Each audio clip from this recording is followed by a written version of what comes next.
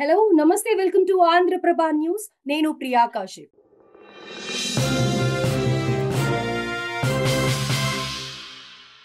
అయితే నిన్న అసెంబ్లీలో జరిగిన బాలయ్య కమెంట్స్ చాలా వైరల్ అయ్యాయి. నిజంగానే ఉద్దేశపూర్వకంగానే చిరంజీవిని అన్నారా, లేకపోతే గనక చంద్రబాబుని అన్నారా? అసలు ఏంటి ఆయన మొత్తం టోటల్ ఈ ఇష్యూలో ఆయన ఇంటెన్షన్ ఏంటి అనేది మాట్లాడదాం. ప్రస్తుతం మనతో పాటు నటికుమార్ గారు ఉన్నారు, వారిని అడిగి తెలుసుకుందాం. నమస్తే సార్. నమస్తే సార్, బాలకృష్ణ గారు కామినేని వ్యాఖ్యలపై స్పందించి కమెంట్స్ చేశారు. దీనికి చిరంజీవి గారు ఒక ప్రెస్ నోట్ రిలీజ్ చేశారు. అయితే చిరంజీవి గారు చెప్పిందేమో చాలా సాఫ్ట్ గా ఇలా ఇలా జరిగిందని ఎక్స్ప్లెయిన్ చేశారు. కానీ బాలయ్య గారి ఇంటెన్షన్ ఏంటి, అసలు ఎందుకని అలా కమెంట్ చేశారని అంటారు? ఒకటమ్మా, రాజ్యాంగం మన చట్టాలు అన్ని కూడా రచించబడినవే దేవాలయం అంటే అసెంబ్లీ. అంటే assembly time is very minute is valuable, very minute is valuable. ప్రతి రూపాయి ప్రజల రూపాయి, అది ప్రజల సొమ్ము. అది అక్కడ మాట్లాడాల్సింది ప్రజల కోసం మాట్లాడాలి, ప్రజల ధనం కోసం మాట్లాడాలి, ప్రజల కార్యక్రమాల కోసం. కనుక ఇది అసబద్ధం అని అంటాను నేను. అంటే ఇది సందర్భం కాదు అంటాను, ఇది మాట్లాడే అవసరం లేదు అంటాను. కామినేని గారు మాట్లాడినా తప్పే, దానికి కౌంటర్ ఇచ్చినా తప్పే. ఇప్పుడు నేను ఎందుకంటే అసెంబ్లీ అనేది మనం మొత్తం టోటల్ ప్రజల కోసం చర్చించాలా, ప్రజా వర్క్ కోసం చర్చించాలా. ప్రజలకు మొత్తం టోటల్గా వర్షాల్లో మొత్తం డ్రైనేజీలు మునిగిపోతున్నాయి. ఈరోజు మనం అమరావతి కట్టాలి, పోలవరం కట్టాలి, అవి మాట్లాడాలి. కానీ ఏదేదో మాట్లాడడం అనేది కరెక్ట్ కాదు, ఇది సందర్భం కాదు అని మాత్రం నేను చెప్పగలుగుతా. అసలు కామినేని గారు ఇది ఎందుకు తీసుకొని రావాల్సి వచ్చింది పాయింట్? అది చాలా పెద్ద తప్పు. దాన్ని ఆయన కౌంటర్ ఇవ్వడం అనేది ఇంకో తప్పు. అయితే నేను ఒకటి అడుగుతున్నా, కొంతమంది వర్క్ చెయ్యరు, చేసిన వాళ్ళ మీద ఎందుకు ఏడుస్తారు అని అంటున్నా నేను.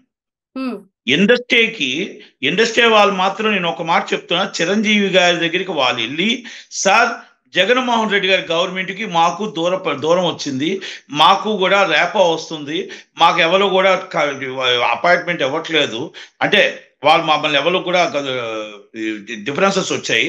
కనుక దయచేసి అది సెట్ చేయకపోతే సినిమా ఇండస్ట్రీ నాశనం అయిపోతుంది. సినిమా ఇండస్ట్రీ RRR అనే సినిమా కొన్ని 100 కోట్లు పెట్టి ఉంది.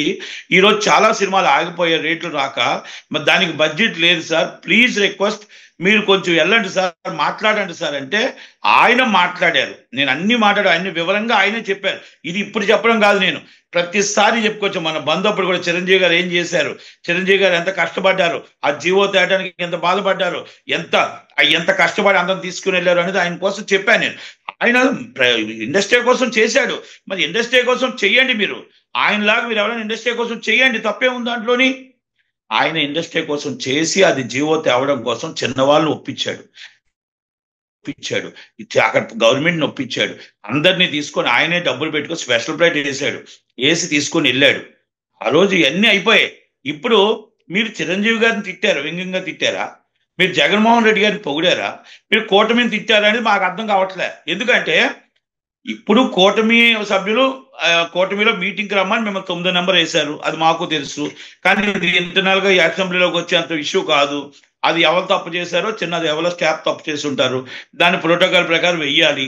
అది ఆటోమేటిక్గా మీటింగ్ క్యాన్సిల్ అయింది, ఇప్పుడే మీటింగ్ అవ్వట్లేదు.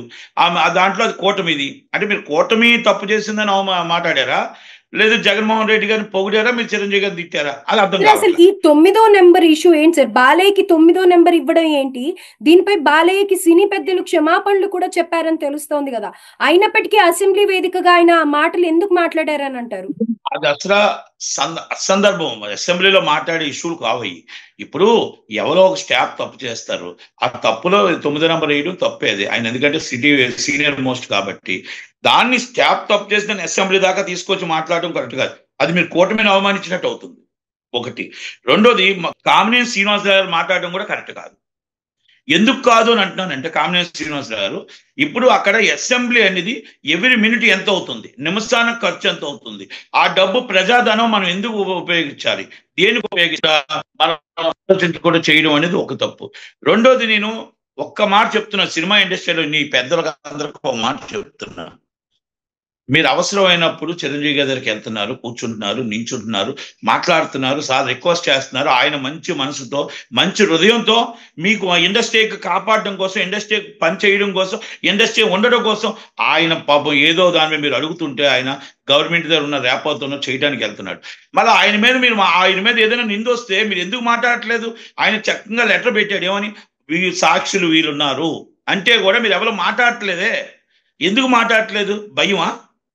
మీరు ఆ రోజు మళ్ళా మీకు చెప్తున్నా, జగన్మోహన్ రెడ్డి గారి దగ్గరికి వెళ్ళడానికి మీకు భయపడితే, జగన్మోహన్ రెడ్డి గారి దగ్గరికి వెళ్తే మీరు ఆ జగన్మోహన్ రెడ్డి గారు ఏమైనా అంటారేమో అని భయపడితే ధైర్యం చేసి మాట్లాడి ఒప్పించి జగన్మోహన్ రెడ్డి గారిని జీవో తీసుకొచ్చింది. ఈ రోజు ఓజీ రేట్లు వచ్చినా, వాల్టర్ వేరే రేట్లు వచ్చినా, వీరసింహారెడ్డి రేట్లు వచ్చినా, మొత్తం మీకు అంతకు ముందు సినిమా రేట్లు, త్రిబుల్ ఆర్ రేట్లు వచ్చినా ఈ జీవోని మళ్ళా మాట్లాడి, మళ్ళా మాతో మాట్లాడి, చిరంజీవి గారు మళ్ళా ఛాంబర్ మీటింగ్ పెట్టించి అందరినీ ఒప్పించి మాట్లాడి, రాజమౌళి గారిని మళ్ళీ అందరూ ఆ మీటింగ్ లో కూర్చోబెట్టి మాట్లాడిన తర్వాత జీవో తీసుకొచ్చారు. అయితే సార్ ఇక్కడ ప్రముఖంగా వినిపించే గత ప్రభుత్వం నిజంగానే సినీ ప్రముఖులని అవమానించింది అన్న టాపిక్ తెస్తూ ఉన్నారు. ఇది ఎంతవరకు నిజం? ఇప్పుడు ఒక మాట అమ్మా, సినీ ప్రముఖుల్ని అవమానించలేదా? ముందు పని మీ జీవో కోసం మాట్లాడారు, వెళ్ళారు, అది అయిపోయింది. అది అక్కడ కరోనా టైంలో కింద నుంచి చెక్ చేసి నడుచుకుంటూ వెళ్ళారు. దాన్ని అవమానకరమని బాధపడ్డాం. 100% నారాయణమూర్తి గారు, అక్కడ ఉన్న కోసాని కృష్ణమూర్తి గారు ఎందుకు ఖండించలేదు? మనం ఎందుకంటే ఇది బిగ్ సెలబ్రిటీస్, అంత హీరోలు అంతమంది వెళ్తేప్పుడు కూడా మీరు దాన్ని కొంచెం ప్రోటోకాల్ ఇవ్వలేదు, ఏంటి ఆ లంచ్ కూడా అరేంజ్ చేయలేదు అని కొంచెం బాధపడడం వాస్తవం. అది దాన్ని మనం ఏం అనట్లేదు. ఆయన ఫస్ట్ ఫ్యామిలీతో చక్కగా ఇచ్చారు, మళ్ళీ ఇది కూడా చక్కగానే మీటింగులు జరిగాయి. కానీ కొన్ని సందర్భాల్లో కొన్ని జరిగిన దాన్ని అది ఖండించడం అయిపోయింది. ఇది ఇప్పుడు సందర్భం కాదు కదా, మీకు ఇప్పుడు సందర్భం కాదు కదా. ఈ రేట్లు వచ్చేప్పుడు సాధించుకో. ఆయన ఒకటే, ఇండస్ట్రీ కోసం 3 అడుగులు దిగటానికైనా రెడీ అన్నాడు ఆయన. ఇండస్ట్రీ కోసం నేను ఏదానికైనా సిద్ధం అన్నాడు ఆయన కష్టపడి ఇండస్ట్రీ కోసం నిలబడ్డాడు తప్ప ఇంకొకరి కోసం ఇంకొక లెవెల్లో వచ్చి చేసుకుంటే చేయలేనండి. ఇండస్ట్రీ కోసం మీరు అందరూ ఎందుకు చేయలేకపోయారు ఎవరైనా? ఇప్పుడు కూడా మొన్న ఫెడరేషన్ విషయం 18 రోజులు చేస్తూ లాగుతుంటే మళ్ళా చిరంజీవి గారిని మేము బతిమలాడాం, అన్నా మీరు రావాలి, మీరు రాకపోతే అవ్వదు అని చెప్తే ఆయన మళ్ళా వచ్చి ఫెడరేషన్ వాళ్ళతోని మాతోని అందరితో మీటింగ్లు పెడితే అప్పుడు సీఎం గారు చనువు తీసుకొని గబా మీటింగ్ 3 రోజుల్లో ఓకే అయింది. 3 days. అప్పుడు దాకా అందరూ ఏం చేశారు? నిద్రపోయారా? ప్రతి దానికి చిరంజీవి గారు, దాసనారాయణరావు గారి తర్వాత ఆయన మొత్తం పెద్ద మనస్తత్వం చేస్తున్నారు. ఆయన నిలబడుతున్నాడు. ఆయన అడిగితే మొత్తం టోటల్గా ఏ దానికైనా వచ్చి నిలబడుతున్నాడు. ఇండస్ట్రీకి చెయ్యండి, ఇండస్ట్రీకి మీరు మీకు చెయ్యలేకపోతేనే కదా ఆయన దగ్గరికి వస్తే ఆయన చేయిస్తున్నాడు పని. తప్పేముంది? ఆయన చేసిన వాళ్ళకి మళ్ళీ నిందులా అని అడుగుతున్నాను నేను. అంటే చేసిన వాళ్ళకి నిందులా? ఇది సందర్భమా? అసెంబ్లీలో అడుగుతున్నాను నేను. అసెంబ్లీలో సందర్భమా? రైట్. అయితే కాదు కదా. ఇప్పుడు బాలయ్య చేసిన కమెంట్స్ వైసీపీకి ఒక ఆయుధంగా మారిందని అనుకోవచ్చా? మా వైసీపీని పొగిడా ఏం చేశారో మనకైతే తెలియదు, కానీ అసెంబ్లీలో ఈ మాటలు కరెక్ట్ కావు. చిరంజీవి గారిని మాత్రం, నేను చిరంజీవి గారి మీద ఆ విషయంలో ఏవైనా జరిగితే మాత్రం చిరంజీవి గారు పూర్తిగా ఇండస్ట్రీ కోసం నిలబడ్డాడు తప్ప ఆయన అంటే మాత్రం ఖండించవలసిన బాధ్యత ఈ సినిమా ఇండస్ట్రీ పెద్దల మీద ఉంది. ఇప్పుడు ఈ సినిమా ఇండస్ట్రీ నేను ఒకటే చెప్తున్నా, పెద్దలు ఎవరైతే ఉన్నారో ఉదయం లెగిస్తే మీకు ఏది కావాలంటే అది చిరంజీవి గారి దగ్గరికి వెళ్తున్నారు. ఆయన మంచితనంతో, మంచి హృదయంతో మీరు వస్తే పాపం ఇమ్మీడియట్లీ చేస్తారని ఆయన చేస్తుంటే, ఆయన చేస్తున్న కార్యక్రమాల్లో ఆయన మీద నిందలు వేస్తున్నప్పుడు మీరు ఖండించవలసిన బాధ్యత ఉంది. ఆయన లెటర్ ఇచ్చి ఆ లెటర్లో చెప్పుకోవాల్సిన పరిస్థితి ఏంటి? ఛాంబర్ ఏం చేస్తుంది? కౌన్సిల్ ఏం చేస్తుంది? అందరూ ఏం చేస్తున్నారు? ఈ పెద్ద మనుషులంతా వచ్చారు కదా, వచ్చినప్పుడు జమ్ని కిరణ్ గారు ఏం చేస్తున్నారు? దామోదర్ ప్రసాద్ ఏం చేస్తున్నారు? ఖండించవలసిన బాధ్యత లేదా? రెస్పాన్సిబిలిటీ లేదా? ఆ రోజు జరిగిన సాక్షులు లేరా? ఆర్ నారాయణమూర్తి గారు ఏం చేస్తున్నారు? పోసాని కృష్ణమూర్తి గారు ఏం చేస్తున్నారు? ఆర్ నారాయణమూర్తి గారు ప్రతిదానికి పవన్ కళ్యాణ్ గారు ఏదో తప్పు మాట్లాడారు, పైగా 6 రోజులు ఎగిరారు కదా. ఇప్పుడు చిరంజీవి గారి మీద ఈ మాట వచ్చినప్పుడు పక్కనే ఉన్నారు కదా, ఏం జరిగిందో బ్రదర్ చెప్పాలి కదా, చెప్పాల్సిన రెస్పాన్సిబిలిటీ లేదా? ప్రతిదానికి ఆయనతో పని చేయించుకుంటారు, మళ్ళీ ఆయన్నే మాట్లాడతారు. పెట్టేవాడినే తిడతారంట. ఆయన ఉదయం లెగిస్తే చెయ్యండి మీరు ఇండస్ట్రీలో, ఆయన చేయడు, ఇంకా అవసరం లేదు, మీరు చేయించుకోండి పనులు. మరి గవర్నమెంట్ చేయిస్తే తిడతారు. ఆయన ఇండస్ట్రీ బాగు కోసం, ఇండస్ట్రీ నిలబడాలని. ఆ రోజు ఆయనే చెయ్యకపోతే ఈ త్రిబుల్ సినిమా రేటు వచ్చేదా? ఈ త్రిబుల్ సినిమా విశాఖపట్నం 30 కోట్లు చేసేదా? ఈ ఆంధ్రప్రదేశ్ 150 కోట్లు చేసేదా? అది మనం అర్థం చేసుకోండి. రాజమౌళి గారికి తెలుసు, అందరూ తెలుసు. మీరందరూ సైలెంట్ గా ఉండటం కాదు. రాజమౌళి గారు, దాని గారు, మీ అందరి కోసం ఆయన మాట కాయకూడదు. మీరు రండి బయటికి, చెప్పండి, ట్విట్టర్లో చెప్పండి. అది ఆ రోజు తప్పు. ఆ రోజు చిరంజీవి గారు చేసింది మా కోసం చేశారు, నిలబడ్డారు, జీవో తెచ్చారు. ఆ జీవోని ఈరోజు వాడుకుంటున్నాం. ఈరోజు ఓజీకి కానీ ప్రతిదానికి ఆ జీవోని వాడుకుంటున్నాం. చెప్పండి సార్, మీరు ఎందుకు భయపడతారు? చెప్పండి, నిజం చెప్పండి. నిజమే కదా అది. ఆయన లెటర్ ఇచ్చి ఆయన ఇగో వీరు సాక్ష్యం అని చెప్పుకునే పరిస్థితి ఆయనకు అవసరమా అండి? పాపం అసెంబ్లీలో సంబంధం లేని విషయాలు, అసందర్భ విషయాలు మాట్లాడడం కూడా కరెక్ట్ కాదు. ఇది ఎందుకంటే పవన్ కళ్యాణ్ గారు కానీ, నేను స్పీకర్ గారికి request, humbly request, please chief minister గారి రిక్వెస్ట్, రికార్డ్స్ లో తొలగించండి. ఇమీడియట్లీ ఒక్కసారి వెరిఫై చేసి రికార్డులో తొలగించండి. ఎందుకంటే ఏది ఏమైనా ఆయన ఇప్పుడు అక్కడ ఏం మాట్లాడినా అసెంబ్లీ అనేది మనం రాజ్యాంగంలో మన చట్టాలు రాసుకునే అసెంబ్లీ. మనం ఈరోజు అసెంబ్లీ నడిపోతున్నాం అంటే ఎవ్రీ మినిట్ ఈజ్ ప్రజల సొమ్ము అది. కనుక మనం ఇలాంటివన్నీ కూడా అక్కడ కూడదని, అంటే సందర్భం కాని విషయం అని నా ఉద్దేశం. అలాగే ఇక్కడ కూటమికి 9 నెంబర్ వచ్చిందా ఏమొచ్చిందా అనేది అది కూడా దుర్గేష్ గారు దానికి సమాధానం చెప్పాల్సిన బాధ్యత ఉంది, రెస్పాన్సిబిలిటీ ఉంది.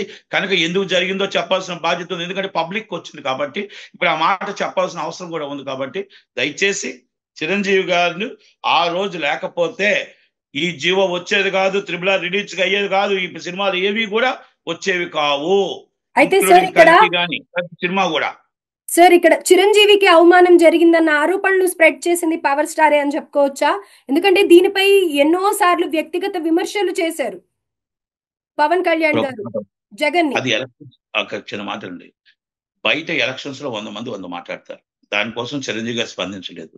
దాంట్లో బయట నుంచి ఇప్పుడు పవన్ స్టార్ గారు మాట్లాడినా ఇంకోటి మాట్లాడినా నేను జరిగింది మీకు ఆ రోజు కూడా నేను కూడా చెప్తున్నాను ఎప్పుడు ఎన్నోసార్లు. కానీ నిండు అసెంబ్లీలో ఆయన ఎమ్మెల్యేగా నించున్న అసెంబ్లీ, ఆయన ఎమ్మెల్యేగా ఉన్న అసెంబ్లీ, ఒకప్పుడు ఆయన మినిస్టర్గా ఉండి ఎంపీగా ఉండి రాజ్యసభ ఉండి అంత వ్యక్తి ఒక మాజీ మినిస్టర్ని ఆ విధంగా అసెంబ్లీలో అవమానపరచడం అనేది మనిషి లేనప్పుడు ఒక చట్టాలు కొన్ని చెప్తున్నాయి. నాకు తెలిసి, నేను చదువుకోలేదుగా, నాకు తెలిసి ఏంటంటే సందర్భంలో మనిషి లేనప్పుడు ఆ మనిషి కోసం మాట్లాడకూడదు, ఆ వ్యక్తి దాంట్లో లేనప్పుడు మాట్లాడకూడదు అనేది ఉంది. ఎందుకంటే ఇది నేను ఎందుకు చెప్తున్నానంటే కల్వకుంట్ల చంద్రశేఖరరావు గారు ఆయన మినిస్టర్గా ఉన్నారు, బాగారెడ్డి గారని ఆయన ఎంపీ ఉండేవారు. ఆయన అప్పుడు ఆ బాగారెడ్డి గారని మెదక్ ఎంపీ ఉండేవారు. ఆయన మీద అప్పుడు ఎలాగొస్తప్పుడు మనిషి లేనప్పుడు మనం మనిషి లేనప్పుడు మాట్లాడకూడదు ఆ మనిషి కోసం, ఆ మెంబర్ కోసం. నా క్వశ్చన్ ఏంటంటే చిరంజీవికి అవమానం జరిగిందన్న ఆరోపణలను స్ప్రెడ్ చేసింది పవన్ కళ్యాణేనా? దీనిపై ఎన్నో సార్లు వ్యక్తిగత విమర్శలు చేశారు పవన్ కళ్యాణ్ గారు. అంటే మీటింగ్స్ కి వెళ్ళినప్పుడు కానీ, ప్రజల్లోకి వెళ్ళినప్పుడు కానీ, అన్నా మనం చేతులెత్తి దండం పెట్టకూడదు, డిమాండ్ చేయాలి. కాదు మీరు మళ్ళా వినండి. మీరు ఆయన లెటర్ క్లియర్ గా చదవండి. పవన్ కళ్యాణ్ గారు చెప్పిన దాంట్లో మేము దీంట్లో అవమానం జరిగింది అనేది వేరు, ఆయన కష్టపడి జీవో తెచ్చింది అనేది వేరు, అది ఒప్పించింది వేరు, ఆయన మాట్లాడింది వేరు. ఆయన ఒప్పించి అందరితో చేసి అందరిని తీసుకెళ్లి జీవో తీసుకొచ్చిన వ్యక్తి చిరంజీవి గారు. ఇప్పుడు అక్కడ నడిపించి తీసుకెళ్ళినందుకు అక్కడ నడిపించారు, అక్కడ లంచ్ అరేంజ్ చేయలేదు, అందరికి సెలబ్రిటీస్ కదా, దాని మీద అవమానించారని పవన్ కళ్యాణ్ గారు మాట్లాడారు. అవన్నీ సందర్భాలు. బయట పొలిటికల్ మాట్లాడొచ్చు, నిండి అసెంబ్లీలో మన సందర్భం కాదు అంటాను నేను. నిండి అసెంబ్లీలో ఒక మాజీ ఎమ్మెల్యే, మాజీ మినిస్టర్, ఒక వ్యక్తి మీద, ఒక మాజీ చీఫ్ మినిస్టర్, అలాంటి ఉన్న వ్యక్తులు లేనప్పుడు ఆ వ్యక్తుల కోసం మాట్లాడకూడదు అనేది మనకు చెప్తున్నాయి చట్టాలు. అంటే అప్పుడు మరి ప్రోటోకాల్ ఉన్నాయని అన్నారు, మరి ఎంత దాకా ఉన్నాయి? ఒక మెంబర్ ఆఫ్ పార్లమెంట్ ఉంది, మెంబర్ ఆఫ్ పార్లమెంట్ కోసం ఇక్కడ డిస్కస్ చేయకూడదు, అవన్నీ ఉన్నాయని అంటారు. మరి అప్పుడు అన్నారు, అప్పుడు నేను చూసే దాంట్లో అని అన్నారు. కాబట్టి అలాంటివి ఏమైనా ఉన్నాయా? మరి ఈ సందర్భమా? ఆ స్పీకర్ గారు కూడా ఒక్కసారి చూసుకోవాలి, అంతే తప్ప. ఇప్పుడు అసెంబ్లీ అంటే దేవాలయం అండి, అసెంబ్లీ అంటే గౌరవించాలి. మనం ఇలాంటివన్నీ కూడా ఇచ్చి టైం వేస్ట్ చేసుకోకూడదు అనేది నా ఉద్దేశం. ఇది సందర్భం కాదు అని ఉద్దేశం నాది. రైట్. అయితే ఇప్పుడు నిన్న చిరంజీవి గారు రాసిన ప్రెస్ నోట్ లో జగన్ తనను అవమానించలేదని స్వయంగా చిరంజీవి గారే చెప్పారు. అయితే దీనిపై పవన్ అలాగే కూటమి రియాక్షన్ ఏంటి? ఓవైపు అన్నయ్య, మరోవైపు కూటమి, పవన్ పరిస్థితి ఏంటి మరి? ఆయన చాలా క్లియర్ గా లెటర్ లో మొత్తం క్షుణ్ణంగా రాసిచ్చాడు. ఆ రోజు జరిగిన దాంట్లో అవమానం నేను కూడా జరగలేదు మీకు అన్ని అని చెప్పాను. చెప్పారు. అవమానం అంటే అది కాదు, పిలిచారు, ప్రతిదీ జరిగారు. అవమానం జరగలేదు అని చాలా క్లియర్ గా చెప్పాడు. కాకపోతే ఏంటంటే మా బాధ, కొంతమంది బాధ ఏంటంటే ఆయన నడిపించారు అని ప్రోటోకాల్, అక్కడ ఏంటంటే కరోనా ఉంది నడిచారు అనేది ఒక బాధ ఉంది. అది తప్ప తగ్మవన్నీ కూడా చిరంజీవి గారి ముఖం చూసి చిరంజీవి గారు అందరిని తీసుకెళ్లిన తర్వాత కంపల్సరీ చేశారు, అన్ని చేశారు. ఆయన ఏం చెప్పాడో అన్ని చేశారు, వాస్తవాలు అన్ని చేశారు. ఇప్పుడు నమస్కారానికి ప్రతి నమస్కారం పెట్టలేదా, పెట్టారా, అక్కడ కొన్ని కొన్ని జరిగాయి అనేది బయట మనం అనుకున్నాము. అది కాదు, అది జరగలేదు. అది కొన్ని కొన్ని సందర్భాలు ఆయన కూడా చెప్పారు. అందుకని అంటున్నాను కదా, ఇది పొలిటికల్ వేరు, మీకు అసెంబ్లీ వేరు. అసెంబ్లీలో ఇది సందర్భం కాదు, రైట్ ఇది సందర్భం కాదు అని మాత్రం నేను చెప్పగలుగుతాను. Right sir. Thank you sir. Thank you so much. Thank you.